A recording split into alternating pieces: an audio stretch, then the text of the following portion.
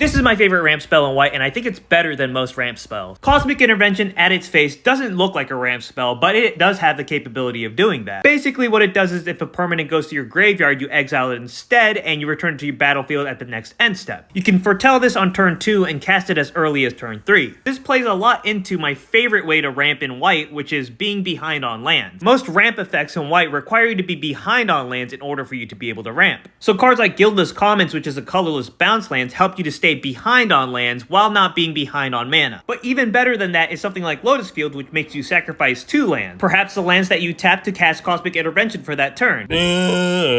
What works even better with Cosmic Intervention is if you have a fetch land on the battlefield. Or in my opinion, what's even better is having Ghost Quarter on the battlefield. Because you can sacrifice Ghost Quarter, exile it, destroy your own land, exile that, and get another land out of your deck, which will bring both of those back at the beginning of your end step. But then, before you pass the turn, you do it again, which would have you exile those lands again and return them at your opponent's next end step. Now, some people might argue that this effect only affects what you control at the time when this thing resolves. But that is only the case for things that are changing characteristics or control of objects on the battlefield. Basically, any continuous effects that mess with the characteristics or the control of something from the resolution of a spell or an ability is only applied to things that are only on the field at that time. But if it doesn't do that, then it's changing a rule of the game. Cosmic Intervention may put things onto your battlefield under your control, but it's not really messing with the control of these objects. And it's not modifying any characteristics, and because of that, this is changing a rule of the game for that turn. So if you happen to have something like Flagstones of Trokair on the battlefield, and you do that whole thing with Ghost Quarter while that effect is in place during your turn, you can ramp harder than any green deck out there. Also, Wizards, please print some monocolored bounce lands. And I'm not talking about something like this, just something that could tap for double white and return any land from your battlefield to your hand. Thank you.